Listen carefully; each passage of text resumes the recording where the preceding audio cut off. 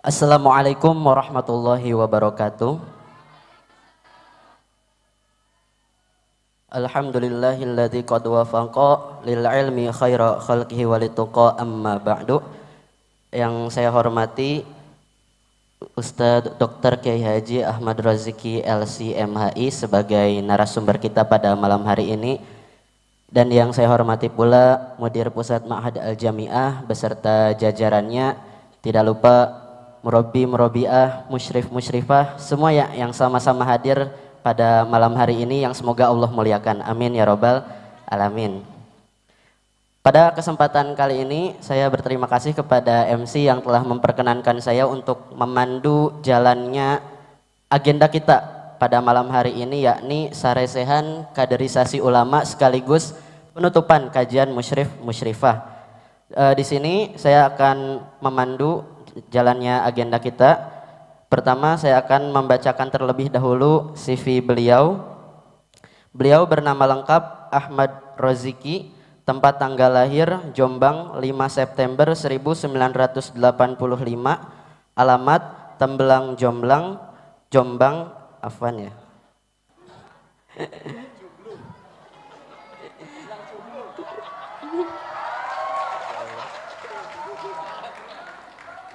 Ya. Kemudian riwayat pendidikan beliau di MI Perwanida, kemudian dilanjut Mas Sanawiyah Tebu Ireng, Mas Aliyah Tebu Ireng, S1 di Universitas Al-Azhar Mesir. Ya, Masya Allah ya. Kemudian S2 di Universitas Darul Ulum Undar Jombang, S3 Universitas Islam Negeri Sunan Ampel Uinsa Surabaya.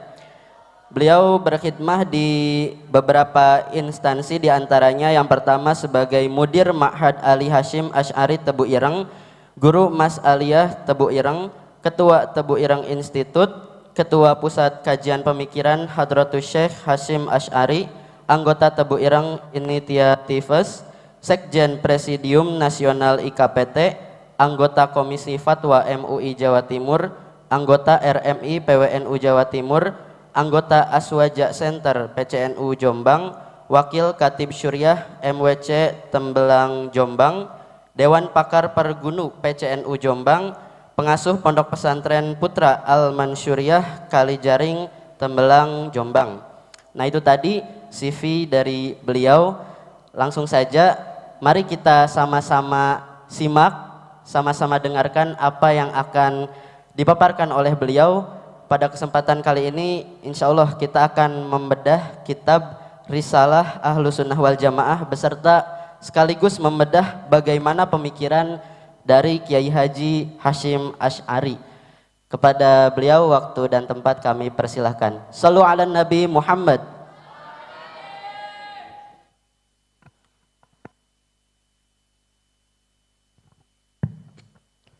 Assalamualaikum warahmatullahi wabarakatuh.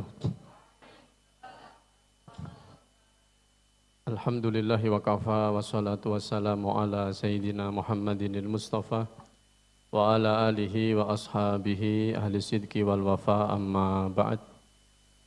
Hadratal kiram masyayikhuna wa fi muqaddimatihim Mudir Pusat Ma'had Al-Jami'ah UIN Malang. Ada guru saya ini, Gus Hashim ini guru dan musyrif ya, musyrif plus murabi wis wakeh pokoknya ya. Gus Hashim ini, ada senior saya Gus Izzuddin ini putranya kiai saya. Dan ada teman saya, itu teman perjuangan, keluyuran di Kairo. Ini. Dan yang saya cintai, karena tadi dikatakan jomblo ya, Tembelang jomblo, alhamdulillah. Guyon saja Mbak ya, sudah malam ya, guyon saja. Semua yang sangat saya hormati, berbicara tentang risalah ahli sunnah wal jamaah. Dan tadi diberikan berapa topik tadi ya, risalah, Hadratus Syekh, 2, pemikiran, 3. Sampai jam berapa ini? Harus saya tanyakan dulu ini ya, supaya akadnya jelas. Gitu ya. Jam 10 nggih Gus. Saya mulai dari mana ini? Nggih. Saya mulai dari risalah. Saya datang ke sini tidak main-main ya. Saya ini sudah menempuh masa Fathul Qasri, sudah sangat jauh dan saya bawa banyak kitab. Mudah-mudahan teman-teman juga bawa kitab. Minimal bawa pulpen. Jangan cuma bawa jajan ya. Serius saya bawa kitab Gus. Bawa kitab ini. Ini tas ini bukan isinya jajan, bukan. Ini isinya kitab. Karena saya didhawuhi Gus Hasyim risalah, Pak Rezeki baca risalah. Jadi tidak main-main ini. Baik, risalah ini dinisbatkan kepada Hadratus Syekh. Dan Gus Isom sebagai Sibtul Mu'allif ya. Dalam kajian Arab itu kan ada Sibtun, ada Hafid ya. Jadi saya harap para musyrif, musyrifah, murabbi, murabbiyah juga sedikit banyak belajar tentang fiqhul lughah al-arabiyah. Supaya kita ini tidak ikut-ikutan bahwasanya ada yang ngomong bahasa Jawa itu sangat kaya. Tibone nang ngarep njlungup, tibone nang mburi ngeblak, ya kan. Dan tibone kena sabun kepleset ngoten Gus. Terus dikira Arab ndak punya itu, dikira Arab ndak punya itu, disuruh kuliah di UIN saja. Kita di Fiqhul Lughah Al-Ambari itu, bahasa Arab itu juga sangat kaya. Coba datang saja, ada ja'a, ada qadima, ada ata, ada hadoro, ya kan? Wakeh, turu yang ngono, tergantung posisinya. Ya, Gus. Turunya waktunya kapan itu juga ada bahasa Arabnya. Jadi kedolalahan yang mengatakan Arab itu bahasane ngunang-ngunu tok tolong dihabisi di sini. Kita ini tadi itu, kita ini ulul albab kata kopiah jenengan ini tadi ya. Ulul albab. Yo harus ngaji Arab sing tenanan kalau memang ingin mengomentari bahasa Arab gitu ya. Jangan cuma nonton ja'a zaidun dikirone Arab iku lek datang cuma ja'a. Sedangkan Jawa ono teko, ono rawuh ya. Terus natijahnya Jawa luar biasa, Arab ngunu-ngunu wae. Wis innalillah wa inna ilaihi rajiun. Itu tentu bukan alumni dari UIN Malang. Sepakat ya? Udah ngaji mari sepakat. Ojo sepakat-sepakat gak ngaji ya. Sibtun itu cucu dari jalur ibu. Cucu dari jalur ibu. Nanti ditasih Gus Hasyim. Ya, Gus Isom itu punya ayah namanya Yai Hadik, ya Gus. Punya ibu namanya Bunyai Khadijah. Leres Gus. Harus jelas Gus. Gus Hasyim harus mentasih karena beliau bagian dari dzurriyyah Hadratus Syekh. Jadi Gus Isom punya ibu namanya Bunyai Khadijah, ya kan? Bunyai Khadijah ini putrinya Hadratus Syekh. Berarti Gus Isom ini cucu dari jalur anak perempuan. Itu namanya Sibtun. Kalau cucu dari jalur laki-laki, ya, namanya Hafid. Gus Dur katakan, Gus Dur bin Yai Wahid Hashim. Yai Wahid Hashim bin Hadratus Syekh Hashim, asal itu namanya cucu dari jalur laki-laki, itu namanya Hafid. Walaupun aku bahasa Arabnya kayak begini, terus aku gak berani ngomong Inggris, aku pancet ae lek cucu bahasa Inggrisnya ngene tok ngono, gak berani aku karena aku belum pernah kuliah di Eropa. Andai kan aku kuliah di Eropa berani saya komentar karena memang sudah ngaji bahasa Inggris dengan baik dan benar gitu ya. Wis, baru kenalan ya, Sibtun. Bagaimana Gus Isom kalau dengan Gus Hasyim napa niki Gus? Pak D, Pak Le, Mbah.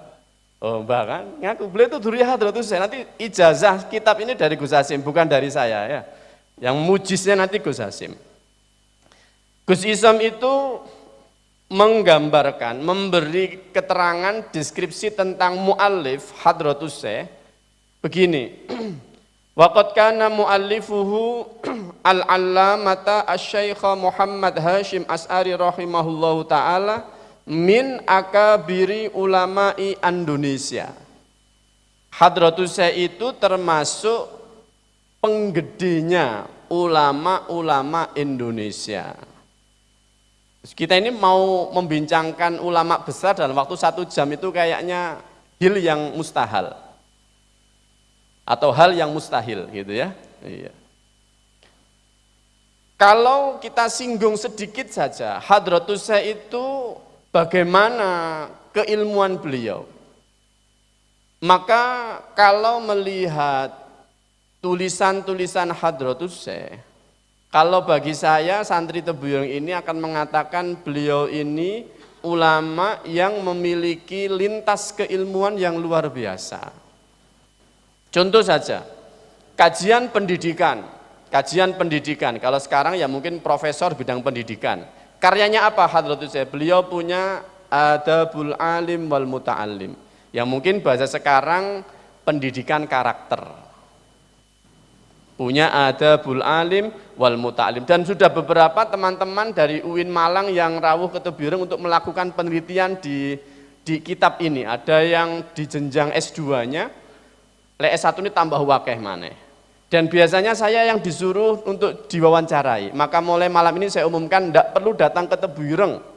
Wawancaranya cukup dengan Gus Hasim saja. Sepakat nggih? Wis gitu sepakat. Maka nanti ada mahasiswa UIN Malang datang ke Tebuyung, Pak Roziki badai penelitian Adabul Alim ke Gus Hasim saja. Mulih balik maneh nang UIN Malang. Jelas ini nasaban wa ilman, ya kan? Nasaban wa ilman. Nah, kalau saya ini santri saja. Nggih, sepakat. Dari sektor tarbiyah ya, kita punya Hadratus Syekh, ada potret Adabul Alim wal Muta'allim.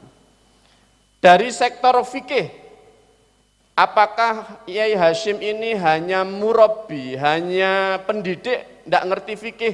No. Beliau ini punya kitab yang sampai idam-idamkan, Dhau'ul Misbah fi Ahkamin Nikah. Ya kan? Masa depannya mas-mas dan mbak-mbak ini ya kan. Dhau'ul Misbah itu tidak main-main Hadratus Syekh. Beliau di mukadimah dengan tegas mengatakan, saya ini membaca sekian banyak kitab yang tebal-tebal, tak ringkes menjadi kecil di kitab Dhau'ul Misbah ini. Jadi bukan hanya copy paste ya. No. Mengambil dan memberikan catatan dari mana ibarat itu diambil, itu Hadratus Syekh. Dan persis kayak kita jenengan-jenengan sing nulis makalah itu. Ono footnote ya. Ada in-note, ono end-note, ono marojiknya. Hadratus Syekh wis DCI sebelum UIN berdiri sudah kenal untuk uji validasi marojik. Coba jenengan kalau andekan jenengan bawa kitab ya, tak duduhno. Ketika Hadratus Syekh bicara, apa itu sunnah? Apa itu sunnah? Dawuhnya Hadratus Syekh, as-sunnatu bidh-dhammi wa tasydid, kama qala Abul Baqai fi kulliyatihi. Kuliah ini bukan kuliah masuk kampus, bukan. Kuliah ini nama kitab. Al-Kulliyat miliknya siapa itu? Al-Imam Abul Baqa. Dan di Maktabat Tebuyung ini ada. Silakan datang ke sana dicek apakah Hadratus Syekh punya benar kitab Al-Kulliyat atau tidak. Ini kan tradisi keilmuan yang Masya Allah ini ya. Jadi nulis langsung disebutkan marojiknya. Silakan dilihat di risalah, ada Al-Kulliyat. Halaman berikutnya ketika bicara bid'ah, kata Hadratus Syekh, wal bid'atu kama qala asy-Syaikh Zarruq fi Uddatul Murid. Nama kitab Uddatul Murid. Ingin tahu kitabnya, ini kitabnya tak bawa. Aku serius datang ke sini tuh, bukan main-main aku. Oh, ini kitabnya. Oh, ini kitabnya. Kitabnya setebal ini hanya diambil sedikit, disarikan. Persis kayak tesis disertasi ini mbak-mbak, mas-mas ya. Disertasiku durung mari-mari. Ini hanya dungone Gus Hasim saja, biar saya cepat doktor gitu ya. Matur nuwun Gus, gitu ya. Biar Anda ini tidak terkelabui dengan gelar itu, saya belum selesai doktor saya. Gitu ya. Itu Hadratus Syekh. Mau contoh lagi, banyak. Jenengan kalau buka halaman 8, ketika Hadratus Syekh menukil Sarah Arba'in Nawawi, langsung qala. Wa qala al-alamatu Muhammad Waliyuddin Asy-Syibsyiri fi Sarhil Arba'in Nawawiyah. Kitabnya apa? Al-Jawahir At-Tahtawiyah. Tradisi akademisi yang Masya Allah. amanah ilmiah. Kalau sekarang mungkin gampang nih Gus, HP. Ibaratnya apa mana sih wis males difoto tok, cret, langsung diset di Google, langsung metu marojiknya. Ngono ku yo gak dicetak, hanya diambil halaman sing dibutuhkan saja. Iya kan? Kalau Hadratus saya dulu mesti punya kitabnya ini. Mesti punya kitabnya. Saya pernah ke Gus Koyum, ngomongnya semburat ini ya, karena banyak tugas waktunya sangat mepet ya kan. Gus Koyum itu punya ayah, punya kakek ya. Ayahnya Gus Koyum itu santrinya Hadratus Syekh, kakeknya Gus Koyum itu temannya Hadratus Syekh gitu. Dan saya kebetulan ditugasi untuk wawancara Gus Koyum terkait penelusuran turos Hadratus Syekh. Gus Koyum apa? Beliau bercerita tentang Hadratus Syekh. Mbah saya kata Gus Koyum, itu menceritakan Hadratus Syekh itu termasuk ketika pulang dari studi di Makkah gitu ya. Jadi teman-teman kalau mau studi lanjut di Timur Tengah itu jangan merasa hebat. Wis ket mbiyen wong Indonesia akeh sing ngaji di Timur Tengah ket mbiyen. Jangan aku diterima di Al-Azhar. Biasa saja. Hadratus Syekh itu tahun wis gak enak jek numpak kapal, durung ono kapal terbang sudah sampai di sana. Dan Hadratus Syekh ini kata kakeknya Gus Koyum termasuk 3 ulama besar yang ketika pulang dari Makkah kolektor kitab terbanyak. Ayo sampean kitabnya pirang kerdus, tajil babe pirang kerdus. Ayo, ini tradisi akademik yang harus diwariskan kepada kita semua ini. Jadi ghirohnya itu untuk membeli kitab, membeli marojik, memberi sumber-sumber ilmu kita ini. Jadi ada 3 tokoh kata Gus Koyum itu, dan termasuk Hadratus Syekh itu adalah salah satu dari kolektor kitab terbanyak saat pulang dari Makkah pulang ke Indonesia. Sayangnya ini kata Asad Syahab dalam Al-Allamah Muhammad Hashim As'ari Wadhi Labinati Istiqlali Indonesia. Jadi Asad Syahab ini nulis kitab namanya Al-Allamah Muhammad Hashim As'ari. Beliau menulis tentang Hadratus Syekh yang disifati dengan Wadhi'u Labinati Istiqlali Indonesia, arsitek kemerdekaan Indonesia. Asad Syahab, tak gawa gak kitabnya ya? Lu tak bawa? Aku serius ini Gus. Lu tak bawa ini. Dan ini sudah hatam berkali-kali tak baca ini. Oh ini kitabnya Mas tuh, ya kan? Saksi kamu saksi ya. Iya. Oh, tak bawa ini. Asad Syahab ini ketika menggambarkan kebesaran perpustakaannya Hadratus Syekh, ya, beliau mengatakan koleksi kitabnya itu termasuk perpustakaan terbesar saat itu. Dan sayangnya juga di sini Belanda itu kapan tahun, nanti tanya Gus Hasim lah, tahunnya tahun berapa, harinya hari apa itu ya tanya Gus Hasim. Itu Belanda datang ke Tebireng dan membakar Tebireng. Bahasanya Asad Syahab wa jullu mu'dhami kutubihi qad sulibat. Mayoritas kitabnya Hadratus Syekh itu diambil oleh Belanda. Jadi yang di perpus Tebireng sekarang itu sisa-sisa dari yang diambil oleh Belanda. Iku wae wakeh. Pengasuh itu berapa kali nyuruh untuk memetakan itu gak mari-mari, saking akeh. Pertanyaannya, berapa kitab kita? Atau pertanyaan yang paling menusuk hati, kalau you pulang berapa kitab yang kamu tinggalkan belani nggawa jilbab sing elek-elek iku? Iya kan? Kadang anak pondok itu gitu, bukune dinggiring-geno dikira gak penting, ya kan? Jilbabnya ditumpuk, dibawa pulang karena itu lebih penting daripada innalillah wa inna ilaihi. Ayo tobat. Ya, tobat, ya, beli kitab. Zamannya PDF Pak, oke, kumpulkan PDF-mu sebanyak-banyaknya dan pastikan HP-mu gak hilang. Pastikan HP-mu gak error. Karena saya juga termasuk madhab itu, saya punya flash disk eksternal, hard disk eksternal, alhamdulillah hilang. Saya pulang dari Mesir beli laptop, alhamdulillah rusak. Beli HP tak isi kitab-kitab, alhamdulillah rusak. Biasa saja. Maka yang awet itu memang beli kitab. Lihat Gus Hasim itu di rumah beliau, lemari-lemarinya isi kitab. Dan khatam semua ini Gus nggih? Oke, khatam semua. Oh, itu Hadratus Syekh itu Mbak. Mas, itu Hadratus Syekh. Ini baru bicara Hadratus Syekh itu min akabir ulama Indonesia. Masih kata Gus Koyum, bagaimana kalau Hadratus Syekh ngaji? Gak tanggung-tanggung. Kalau Hadratus Syekh ngaji, yang datang gak cuma, lek saiki bahasanya gak cuma wong NU saja lah, gampangannya gitu.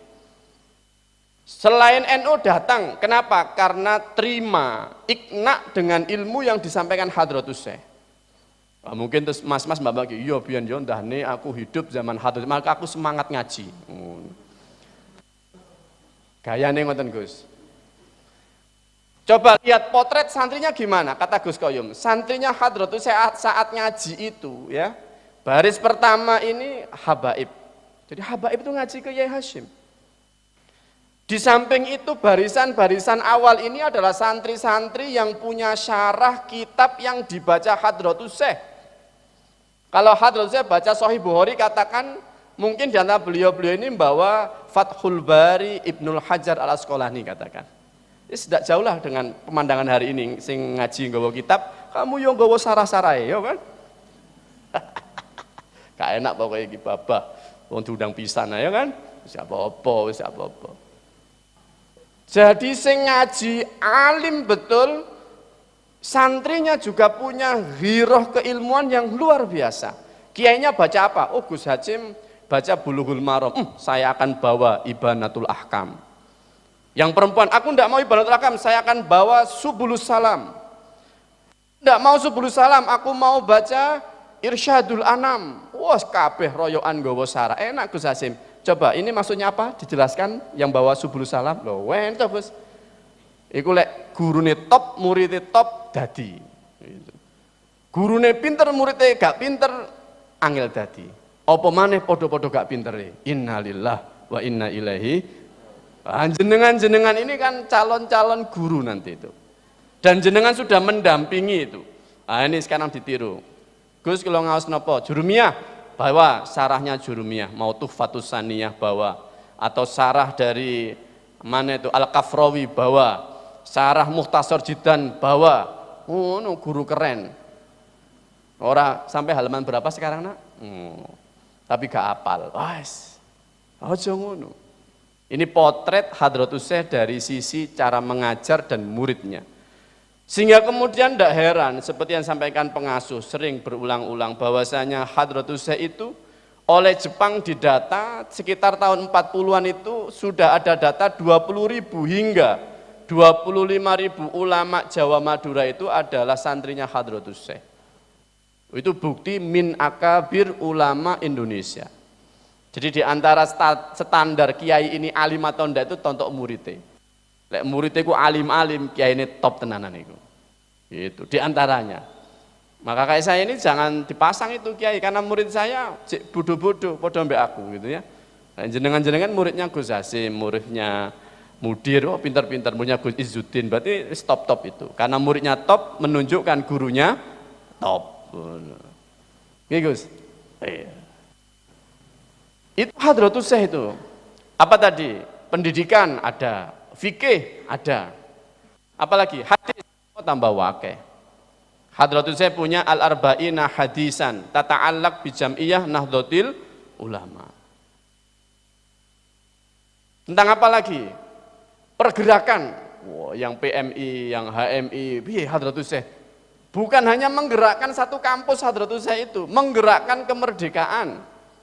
Asad Shahab bilang Hadratus Syekh punya santri-santri militan, punya Hizbullah, punya Laskar Mujahidin, punya Laskar Sabilillah. Oh, ini Asad Shahab ini menulis itu. Wis ilmune top, pergerakannya ya luar biasa. Itu Hadratus Syekh.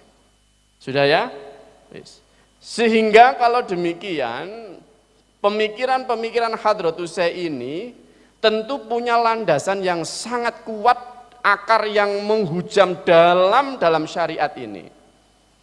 Tapi kemudian Hadratus Syekh ini tidak malah membingungkan umat. Kadang kan ada itu. Wong-wong sing pinter-pinter itu sakjane sederhana tapi diangel-angelno. Bahasanya dirumit-rumitkan cek koyok pinter dewe gitu. Kalau Hadratus Zain tidak begitu. Melihat Muqaddimah Dhaul Misbah tidak begitu. Kitab yang tebal-tebal itu justru diringkas, dicari bahasa termudah supaya bisa dikonsumsi oleh masyarakat awam. Nah, itu Hadratus Zain itu. Sehingga kemudian jangan heran kalau teman-teman melakukan penelitian baik di level S1, S2 atau S3 melihat pemikiran kok hasilnya kok begini-begini saja gitu. Mungkin saja itu karena itu yang baru kita temukan gitu kan.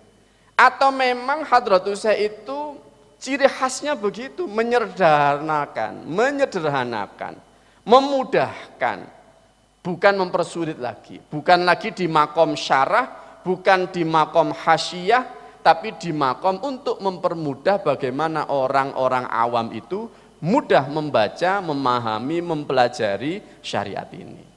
Itu tentang Hadratus Zain. Saya kira cukup lah tentang Hadratus Zain itu ya. Kita ke Risalah Ahlussunnah wal Jamaah. Dapat satu mas ya, 1/4. Oke. Pertama, risalah ini tentu sesuai dengan namanya, Risalah Ahlussunnah wal Jamaah. Membicarakan tentang mahiyas sunnah wa mahiyal bid'ah gitu. Kemudian membicarakan standar, disebut bid'ah itu A, B, C, ada 3 standar. Itu muqaddimahnya. Lalu kalau kita melihat apa sih sunnah menurut Hadratus Zain yang ditulis dalam Risalah Ahlussunnah wal Jamaah. Beliau mengutip dari Al-Kulliyah tadi yang namanya sunnah itu kata Hadratus Zain.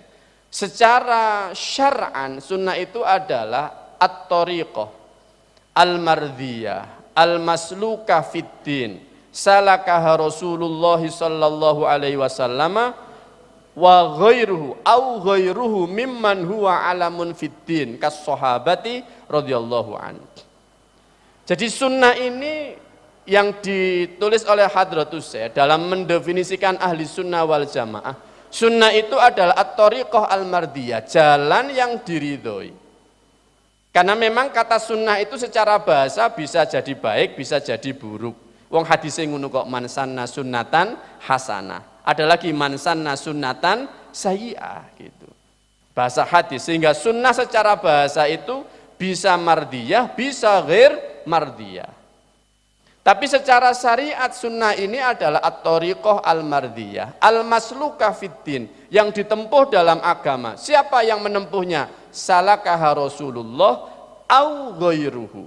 Penting ini kata au ghairuhu ini. Jadi jalan yang ditempuh oleh Rasulullah atau tokoh lain selain Rasulullah. Mimman huwa alamun fiddin, dia adalah tokoh agama. Contohnya siapa? Kas-sahabati radhiyallahu anhu. Sehingga kita tidak dangkal sekali dalam memahami sunnah. Bukan beginilah Rasulullah melakukan tidak gitu. Kita tidak begitu. Karena yang namanya sunnah itu tidak hanya harus dilakukan oleh Rasulullah, tapi dilakukan oleh tokoh agama yang memiliki otoritas pemahaman nas yang baik, itu sudah bisa disebut sebagai nas. Bisa disebut sebagai sunnah. Bahkan secara uruf Hadratus Zain menukil yang namanya sunnah itu adalah ma wadhaba alaihi muqtadan nabiyan kana awwaliyan. Yang namanya sunnah itu adalah sesuatu yang dilanggengkan oleh orang-orang yang kita ikuti, baik dia seorang nabi atau seorang wali. Ini definisi yang kita pilih ini.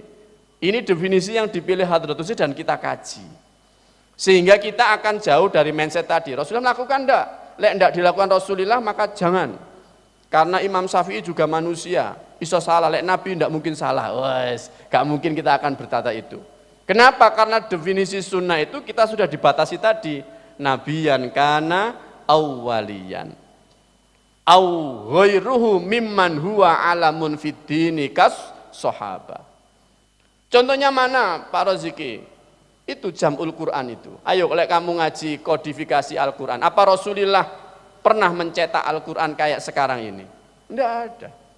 Kalau kamu lihat apakah di era sahabat itu mushaf ya kayak sekarang ini, ono harokate, ono titike, tidak ada. Itu berarti tidak semua yang tidak dilakukan Rasulullah langsung dianggap bid'ah. Understand? Baru mukadimah loh ya, baru mukadimah ini. Wis, sekarang kemudian terus bid'ah itu gimana? Begini. Bid'ah itu bisa didekati dengan dua pendekatan ya. Ada yang mengatakan bid'ah ini pokoknya ma laisa lahu syahidun minas syariah. Pokoknya sing gak ono dasare dalam syariat namanya bid'ah. Kalau bid'ah diartikan seperti ini, maka tidak ada bid'ah hasanah, ndak ono, semuanya elek. Pokoknya gak ono dasare dari syariat. Bener itu, bener. Tapi tonton siapa yang ngomong, ini ndak ada dasarnya. Kenapa demikian? Untuk tahu ada dasar, ndak ada dasar. Kita ini minimal harus ngaji usul fikih.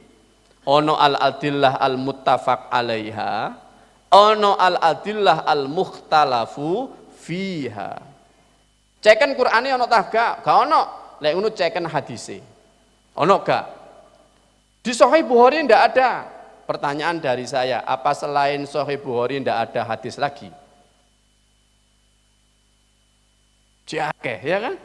Berarti apa? Goleki dalil itu ndak semudah cari di aplikasi Quran terjemah, Sahih Bukhari terjemah, Sahih Muslim terjemah, Bulughul Maram terjemah, disimpulno tidak ada dalilnya. Ya Allah, iki fitnah hadza zaman ini.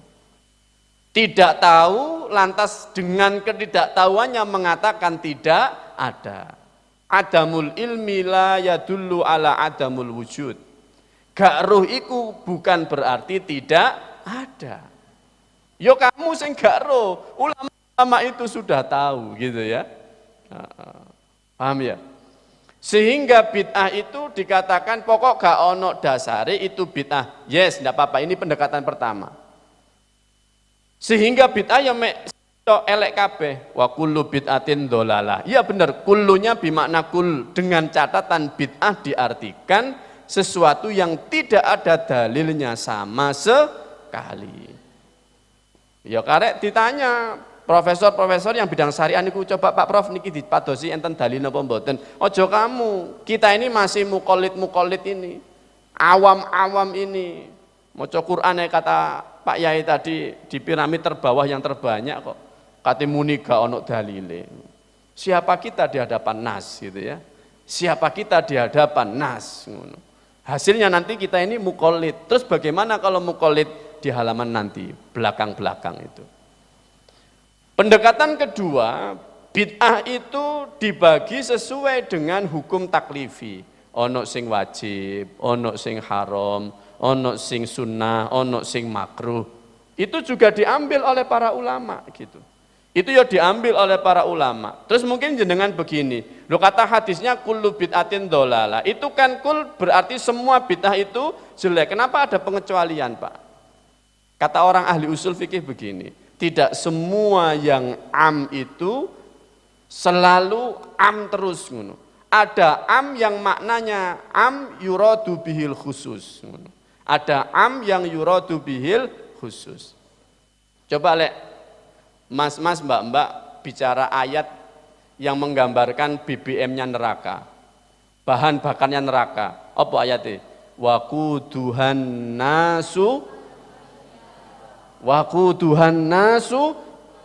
annas itu ya min sighatil am. Ayo kamu wani, BBM-nya neraka itu semua manusia. Ono Gus Hasim tuh kono, ono mudir pusat jamiah nang kono, ono Gus Izzuddin nang kono. Berani kamu? Sembrono ya kan? Akhirnya apa? Waquduhan nasu itu BBM-nya neraka itu bagian manusia. Itu sighatul am tapi yang yuradu bihil khusus. Berarti kullu bid'atin dholalah bisa ditafsiri kulnya tidak bimakna semua tapi sebagian gitu.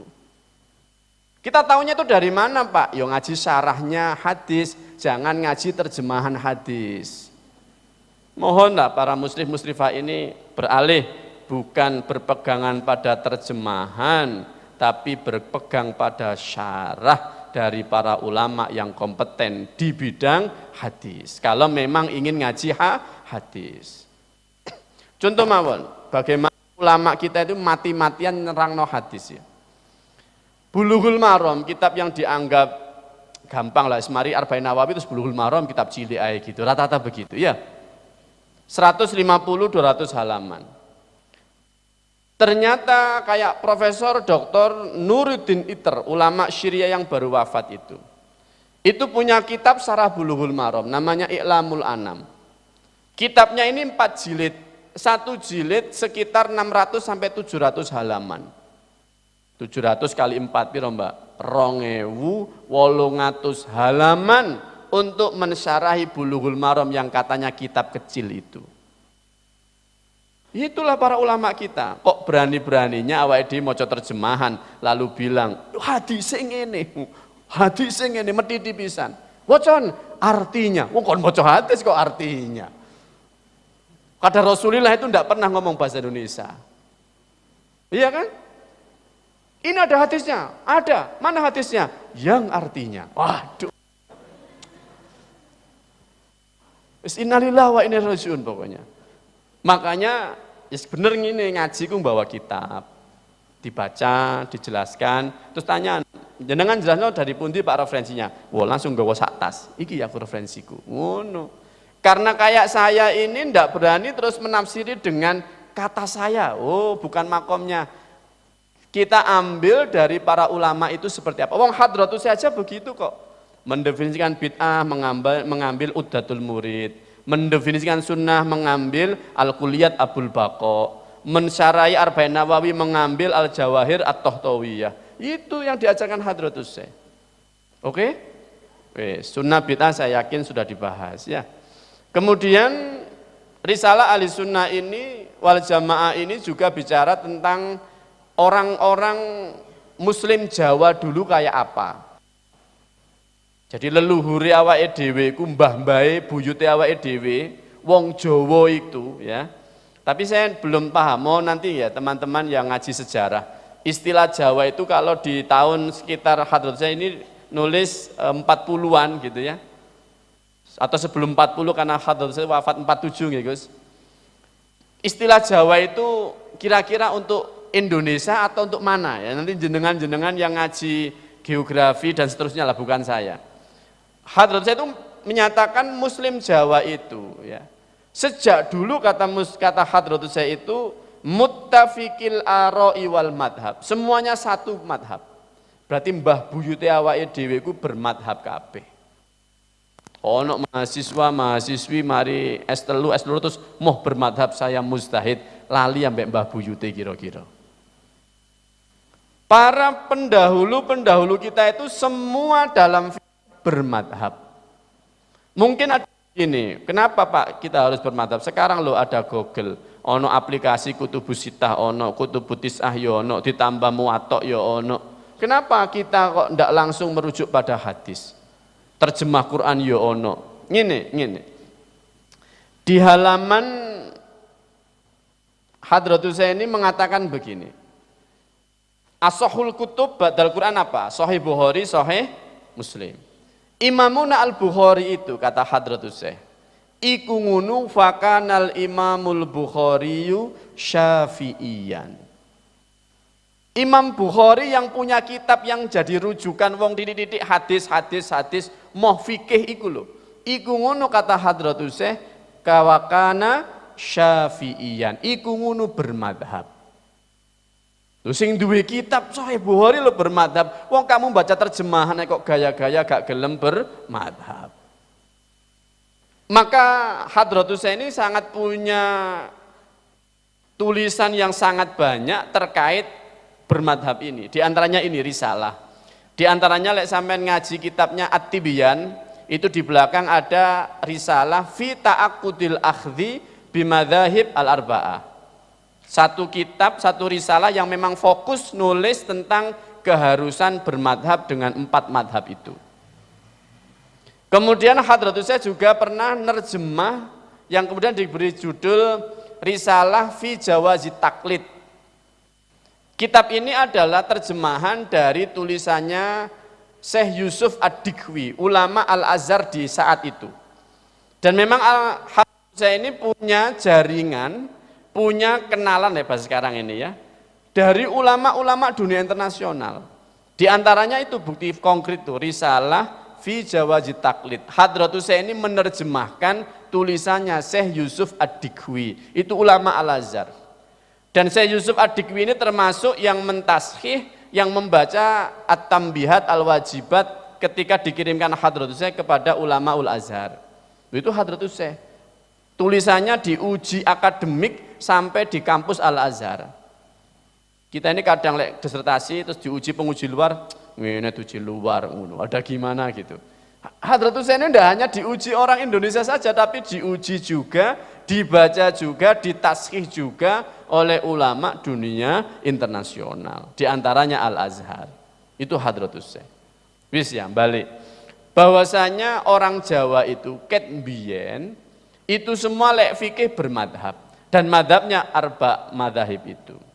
Lek kamu nanya kenapa Pak 4 madhab gak ditambah yang lain? Baca risalahnya Hadratus Syekh, namanya Risalah fi ta'aqqudil akhdhi bimadhahib ala immah al-arba'ah. Letaknya di mana Pak kitabnya? Di belakang At-Tibyan. Di mana belinya Pak? Sana. Ke Tebuireng sana ya. Engko golekin nang Google. Wah, sono di-download. Mari download disimpen gak diwaca, padha wae. Karena kadang hobi kita sekarang itu download. Kayak saya ini hobi download. Ada kita bagus download, gak tahu diwaca.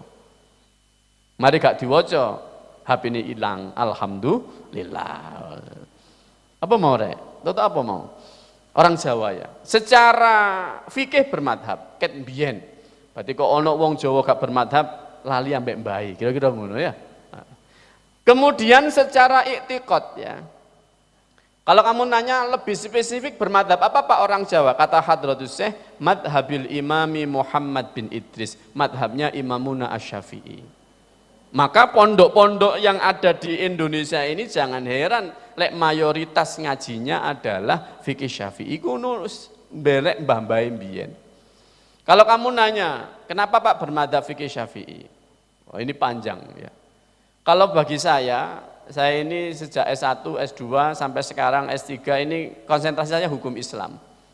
Saya ini ahli hadas, bukan ahli hadis. Ya. Ngaji fikih ya, hadas alit, hadas gede itu maksudnya ya. Madhabuna Imamuna Asy-Syafi'i ini merupakan bagi saya madhab poros ini menurut saya. Madhab pertemuan menurut saya ini ya. Apa hubungan madhab Imam Syafi'i dengan madhab Imamuna Abu Hanifah? Imamuna Asy-Syafi'i ini punya guru yang gurunya itu muridnya Imamuna Abu Hanifah. Ngono. Jadi ketemu genealogi keilmuan dengan Imamuna Abu Hanifah ketemu. Ngono. Makanya ndak heran ketika Hadratus Syekh di At-Tibyan itu menceritakan bagaimana adabnya Imam Syafi'i ketika ziarah kepada Imamuna Abu Hanifah. Imamuna Asy-Syafi'i ketika ziarah ke makamnya Imamuna Abu Hanifah, karena beliau ini tidak ketemu secara yakdotan, tidak ketemu secara live gini tidak. Kenapa? Karena Imamuna Asy-Syafi'i itu lahir di tahun wafatnya Imamuna Abu Hanifah. Imamuna Abu Hanifah kan lahir 80 Hijriah, ya. Wafat 150 Hijriah. Imamuna Asy-Syafi'i lahir 150 Hijriah, wafat 200 sekian Hijriah. Jadi kata di Mesir itu gini, matal imam wa wulidal imam. Imam wafat, lahirlah imam yang baru. Iku ngono Imamuna Abu Hanifah wafat, lahir Imamuna Asy-Syafi'i. Hadratus Syekh menceritakan begini. Imamuna Asy-Syafi'i ketika zaro Imamana Abu Hanifah, tarokal kunuta. Ayo berani enggak kamu tarokal kunut ini? Imam Syafi'i ini padahal madhab yang menyunahkan kunut di subuh hari ini. Itu begitu ziarah Imamuna Abu Hanifah tarokal kunuta. Ya mungkin santri-santri ini gini, piye Pak Yai iki? Ngulang-ngulangi kunut. Wae subuhan nang kene kok gak kunut. Begitu pulang, lek kamu tanya, apa Pak yang dibaca Imam Syafi'i? Apa tahlilan, apa istighosah gitu ya? Dikatakan Hadratus Syekh khatamal Quran. Gak cuma tahlilan, sing diwaca khataman Al-Quran. Oh itu Imamuna Syafi'i, lek ambek gurune ngono kuwi. Padahal beliau ini hanya gurunya Imam Syafi'i ini termasuk muridnya Imam Abu Hanifah. Iku lek matur nuwun gak karu-karuan. Diwacakno Quran, dihatamno berhari-hari. Begitu ndak kunut pulang kata santrinya, Pak Yai jenengan kok mboten kunut, kenapa? Ta'adduban bi imamina Abi Hanifah. Oh no. Makanya awake dhewe biasa saja, kunut gak kunut biasa saja. Ya, Imamuna Syafi'i aja begitu. Sing penting saling menghargai. Sing kunut to. Sesuai dengan madhab leluhur kita ini, fikih Syafi'i kita. Sing gak kunut sakarepmu, tapi sing kunut jangan menyalahkan yang ndak kunut, yang ndak kunut jangan menyalahkan yang kunut. Ngono. Imam Syafi'i ngono. Iki gak urusane NU Muhammadiyah jare Gus Bahak. Iki ket biyen bermadhab iku khilaf ngono, duduk urusane NU dengan Muhammadiyah gitu ya. Wis, itu secara fikih, Mbak. Kalau kamu nanya, lalu Imam Syafi'i dengan Imam Malik apa hubungannya? Ini guru murid ini. Guru murid Imamuna Asy-Syafi'i ini ngaji Al-Muwatta langsung kepada Imamuna Malik. Dan Imamuna Malik ini guru yang hebat, waskito jari wong Jawa. Begitu kata Imam Syafi'i langsung, wahai pemuda, aku melihat fi qalbika nur. Aku melihat di hatimu ada nur, maka cahaya ini jangan engkau hilangkan dengan kemaksiatan. Oh, coba kamu ngaji dengan kiaimu terus, Mbak, dijogo yo ilmune, kamu nanti akan jadi ulama besar. Oh. Tapi muridnya ya kayak kudu Imam Syafi'i. Kok gurune ngono tok muridnya? Ya padha wae. Jadi Imamuna Malik sudah begitu. Saya melihat ada nur di hatimu. Jaga itu, jangan maksiat, jangan hilangkan nurmu. Loh Imam Syafi'i ketika ngaji, ya wis siap maca, sorogan, gak diwacakno gurune. Ini yang kata Gus Bahak, ijazah kelas A, gitu Gus. Ijazah kelas A. Saya dengan Gus Hasim ini ke Gus Bahak ngaji ini. Saya nderakan Gus Hasim ini ngaji ke Gus Bahak ini. Ijazahnya kelas A disuruh baca. Oh, no. Imam Syafi'i dulu juga gitu. Dengan Imamuna Malik langsung murid dengan guru. Kalau persinggungannya dengan Imamuna Ahmad bin Hambal, Imam Ahmad bin Hambal itu muridnya Imam Syafi'i, lu kan berhubungan semua. Maka kalau bahasa saya, madhab Imamuna Syafi'i ini madhab pertemuan semua dari 4 itu. Pertemuannya. Makanya wis stop pokoknya, wong Jawa milih bermadhab Syafi'i itu stop pokoknya gitu ya. Maka kamu wis lah ngaji takrib sing tenanan, ngaji Fathul Qorib sing tenanan, ngaji Fathul Mu'in sing tenanan. Wis khatam kabeh silakan ngaji Fathul Izar ngono ya. Fathul Qorib wis, Fathul Mu'in wis, Fathul Wahab wis, ganti Fathul Izar. Ojo Fathul Izar dulu. Engko Fathul Qorib gak khatam, Fathul Mu'in gak khatam, Fathul Wahab gak khatam. Innalillahi wa inna ilaihi raji'un. Itu fikihnya. Lalu kemudian teologinya. Kata Hadratus Syekh wa fi usuliddin ala madhabil Imam Abil Hasan Al-Asy'ari. Mengikuti Imamuna Abul Hasan Al-Asy'ari yang kita kenal dengan Asy'ariyah. Dan inilah yang kemudian dikatakan Ahlus Sunnah wal Jamaah itu. Yo dua imam ini, Imamuna Abul Hasan Al-Asy'ari dan Imamuna Abu Mansur Al-Maturidi. Mungkin lalu ada yang nanya, lha encene kita ini Syafi'iyah temenan, kenapa harus Asy'ariyah? Wong Imam Syafi'i ku gak melok Asy'ariyah. Ya. Sering kan dengar gitu ya? Kamu tidak fikirnya Syafi'i lah apa kamu Asy'ari? Imam Syafi'i lo gak Asy'ari, ngono ya. Itu dijawab, tak kau kitabnya. Aku kemenyek tenan pokoknya dino iki. Oh ini. Astagfirullahaladzim. Kalau kemenyek ya, langsung kualat ya.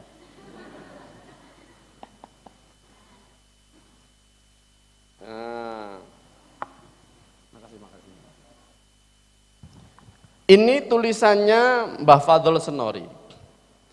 Mbah Fadl Senori itu gurunya diantaranya, beliau ini menjadi guru Allah yarham Mbah Maimun Zubair, itu termasuk muridnya.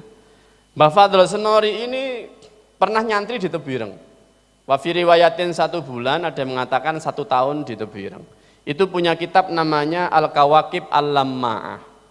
Kawakib Al-Lamma'ah ini kalau bagi saya ya, kalau saya membaca, ini harus kamu baca sebelum ngaji Risalah Ahli Sunnah wal Jamaah.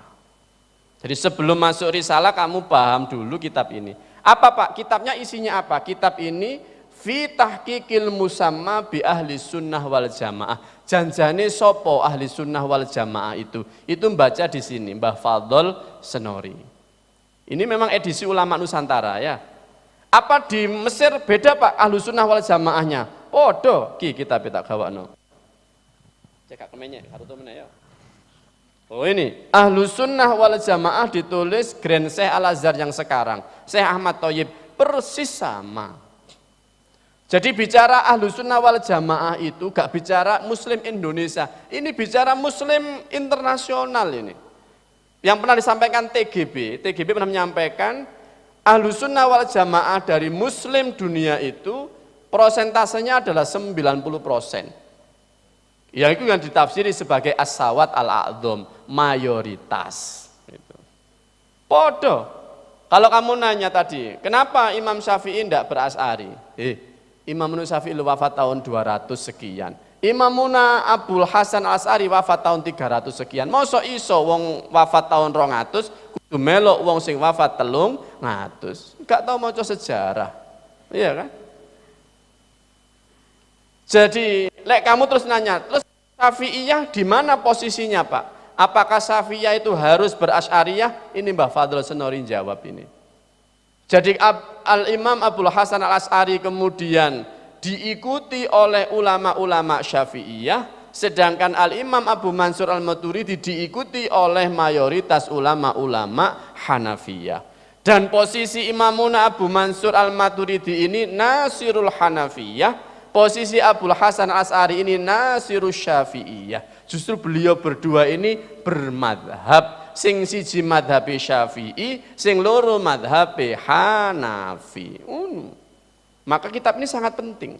Kitab ini sangat penting sebelum membaca grand design dari Ahlus Sunnah wal Jamaah yang ditulis oleh Hadratus Syekh. Mulai definisi, barometer bid'ah, kemudian keharusan bermadhab, ditutup nanti dengan tanda-tanda kiamat, kemudian hadisul mauta, khatam kitabnya. Sebelum itu baca ini, Al-Kawakib Al-Lamma'ah. Aku ndak paham Pak kitab itu, baca syarahnya Kawakib Lamma'ah. Siapa yang nulis? Ditulis Mbah Fadl Senori sendiri. Ada kitabnya, ono nang omah kata gowo.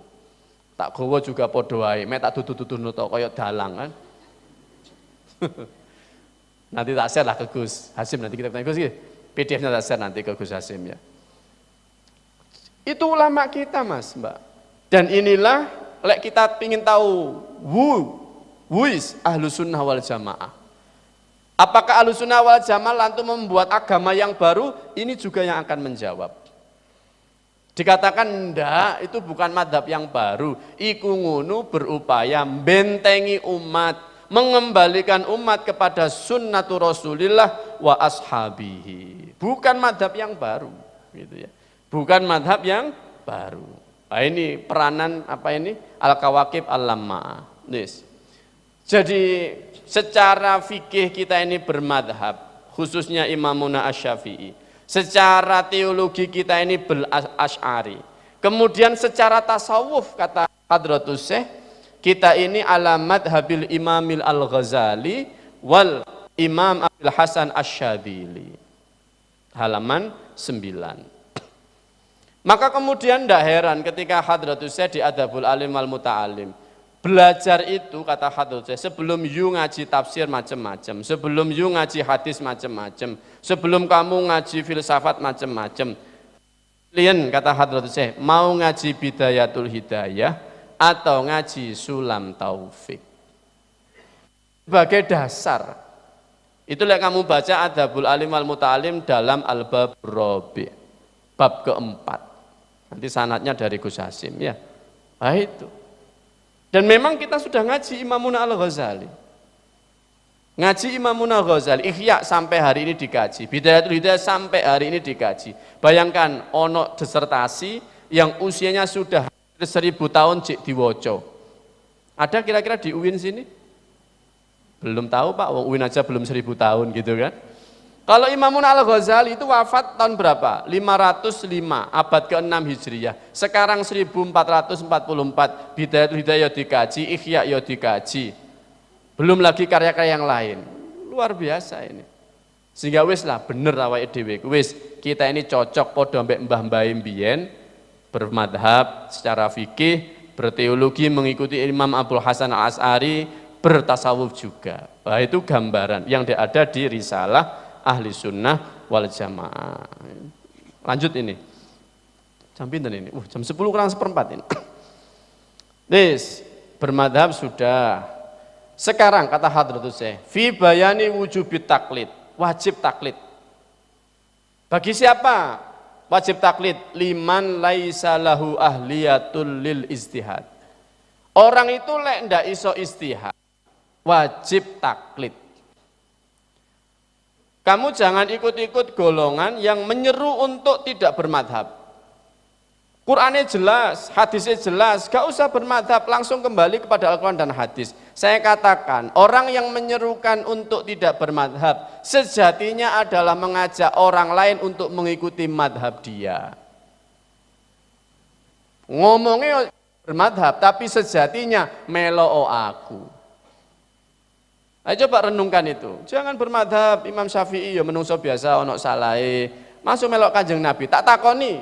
Jadi Gus Bah, awak muruh lek iku Kanjeng Nabi tutuk sopo? Kamu tahu itu hadisnya Rasulullah dari siapa?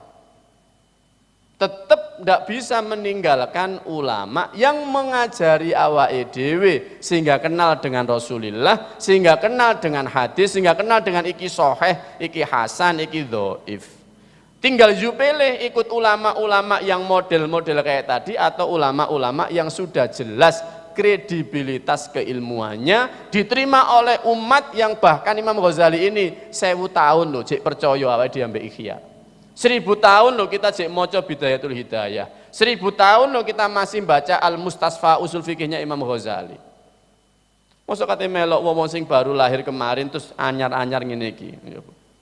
Nah ini wujubul ijtihad bagi ahli istihad, wujubut taklid liman laisa lahu ahliyatun lil istihad. Terus bagaimana Pak sekarang? Karena saya ditulis anggota Komisi Fatwa MUI Jawa Timur. Bagaimana proses sekarang istihad Pak? Apa ada masih sekarang ini mustahid mutlak kayak Imamun Asy-Syafi'i? Kangelan golek. Kangelan golek. Piye Imamun Asy-Syafi'i kecilik wis ngaji nang suku Hudzail, lugah beres. Cara saiki wis profesor bidang lugha. Hadis muwatta beres. Cara saiki wis profesor bidang hadis. Tafsir beres. Ket durung balik wis hafal Quran. Sekarang paling ya profesor ya di bidang-bidang itu. Kayak saya nih wis terkenal. Kamu Roziki yang ngaji fikih. Roziki ngaji hadis.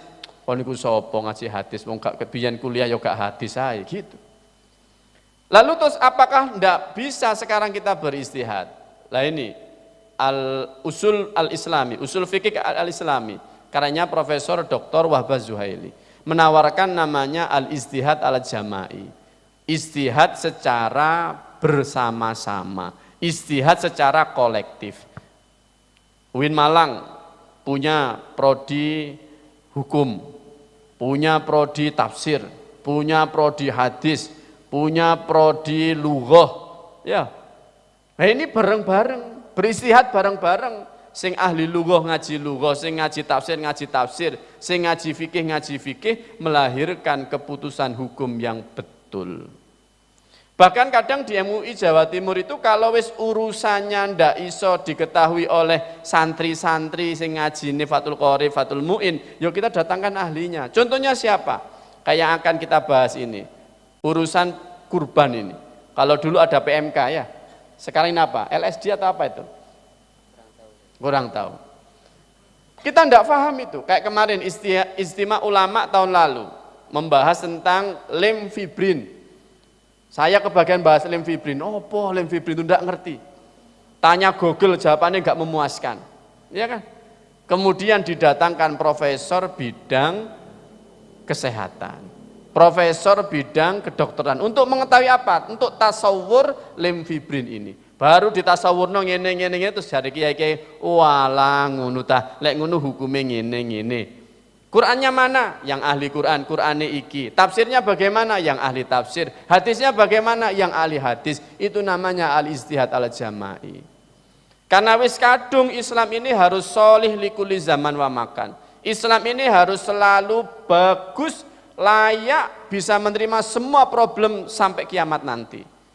Lek ngono mustahid tidak boleh, tidak ada. Maka pintu istihad selalu terbuka. Hanya karena keterbatasan kemampuan person maka ditawarkan namanya al-ijtihad al-jama'i tadi.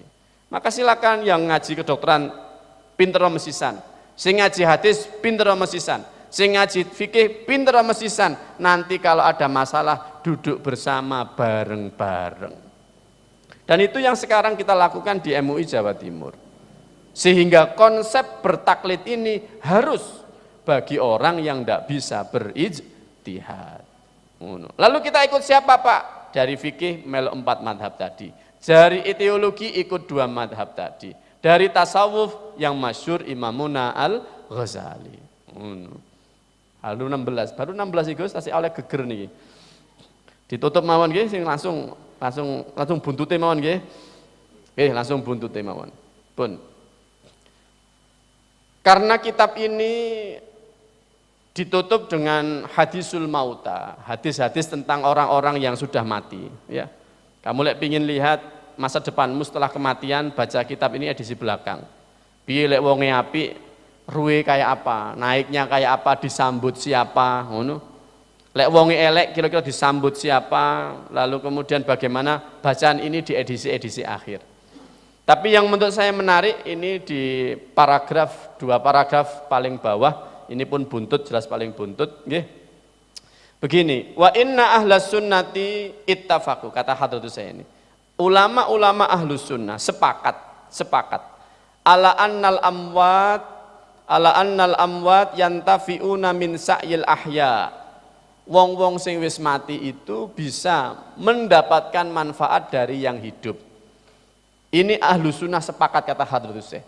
Kok ono sing ngomong gak iso mendapatkan manfaat, berarti dia bukan ahlu sunnah. Mafhum mukhalafahnya niki, mafhum mukhalafahnya. Jadi ahlu sunnah ini kata hadratus syekh ittafaqu, sepakat bahwasanya wong-wong yang sudah meninggal itu bisa mendapatkan kemanfaatan dari yang masih hidup. Bi amroin, kata hadratus syekh, dengan 2 hal. Yang pertama, mata sabbaba ilaihil mayyit fi hayati. Selama dia hidup dia melakukan apa? Selama dia hidup dia melakukan apa? Lah buah dari yang ia lakukan ini terus bisa ia tuai hasilnya sekalipun sudah mati. Dulu dia mendirikan UIN, katakan.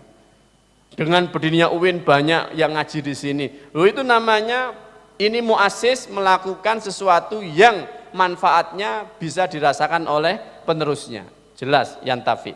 Yang kedua, du'aul muslimin. Ini yang sering dikhilafkan. Ya, didungani nyampe apa enggak? Tutuk ini ya. Kata hadisnya gini, fadzahaba jumhurus salaf. Mayoritas ulama salaf ya.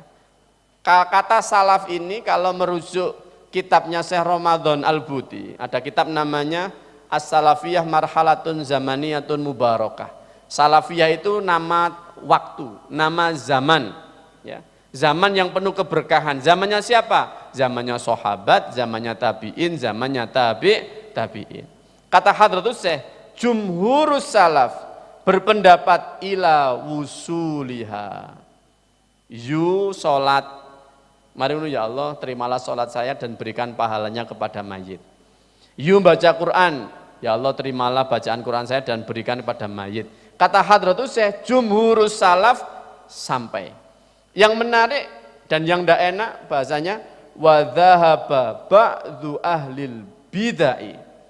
Wa dhahaba ba'du ahlil bid'ah ila adami wusuli syai'in albattata.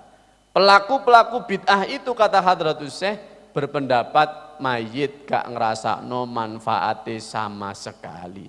Baik lat du'a wala ghairuhu. Kalau sekarang kan dibalik. Kita yang mengatakan sampai dikatakan ahli bid'ah. Ontalilan gak sampai iku bid'ah. Lek menurut kitab ini justru yang ahli bid'ah itu yang mengatakan tidak sampai. Oh, ini menurut saya buntut yang mecut ini. Gak terakhir tapi gak enak gitu. Dan ini menjadi tantangan bagi kita, bagaimana sunnah-sunnah yang kita fahami, sunnah-sunnah yang kita terima dari para masyayikh, dari para leluhur kita, itu harus diperjuangkan eksistensinya dan dibela sehingga yang sunnah tidak dikatakan bid'ah, yang bid'ah dikatakan sunnah. Karena hari ini royoan klaim sunnah. Hari ini kita semua royoan klaim sunnah. Maka untuk tahu ini sunnah atau ndak, rujuk dalilnya. Lah dalil iku ono sing muttafaq alaih, ono sing mukhtalafih. Silakan dikaji yang serius. Oleh karena itu maka ngaji risalah ini hanya menjadi sampel saja, contoh saja. Amaliyah ini dikatakan sunnah atau bid'ah. Sehingga kemudian para ulama lain yang ada di Indonesia dan yang lain berusaha menampilkan amalan-amalan kita ini sudah berdalil. Contohnya, katakan yang kiai kita di Malang, Yai Marzuki Mustamar, itu punya kitab apa? Al-Muqtatofat. Oh iki, tak bawa saya. Oh enggak jatuh, tenang aja. Nah ini. Aku tutulan kitab, bukan. Oh ini. Al-Muqtatofat. Bagaimana beliau membela amalan-amalan ini ada dalilnya. Oh. Yang senior ulama terdahulu Asy-Syaikh Al-Alamah Yai Ali Maksum sudah punya ini hujjah ahli sunnah wal jamaah. Ulama dari Jember Yai Muhyiddin. Oh. Iya kan? Nah ini tugas-tugas yang harus kita kembangkan, teruskan. Bagaimana konsep sesungguhnya terkait ini sunnah atau bid'ah. Ini ada dalilnya atau tidak gitu. Lah ulama-ulama kita ini sudah berusaha mati-matian. Kita kayak kitab wis, lek kon pin golek dalil kita siapi kitab. Lek kamu mau bicara konsep nih ada risalah ahli sunnah wal jamaah. Lek you mau bicara sejarah ahli sunnah wal jamaah ini ada Mbah Fadlul Senori. Lek gak percaya lek pingin yang edisi luar negeri ini ada Syekh Ahmad Thoyyib. Ya kan? Tinggal kita mau baca atau tidak. Tinggal kita mau memperjuangkannya atau tidak. Semuanya ada di tangan Anda semua. Semuanya ada di tangan Anda semua. You tertarik, lanjutkan. You tidak tertarik, isjarno wae. Dan hasilnya, jangan salahkan lek generasi setelah kita nanti. Lah yo, mbah biyen ku nglakoni ku lho gak ono dalile. Dididik gak ono dalile, gak ono dalile, gak ono dalile. Mbah biyen ku bid'ah, mbah iku biyen dolalah. Mbah iku biyen finnar. Innalillah wa inna ilaihi rajiun. Wah, ini sudah hamin 3 menit ya. Terima kasih, mohon maaf. Sekali lagi saya tidak jualan buku ya. Tapi inilah di antara literatur yang harus kita baca untuk menguatkan keahlus sunnahan kita. Untuk menguatkan bahwasanya apa yang sudah diajarkan para kiai kita, apa yang sudah dilakukan orang-orang tua kita, itu semua ada dasarnya. Ketidaktahuan kita bukan berarti tidak ada. Maka you cari,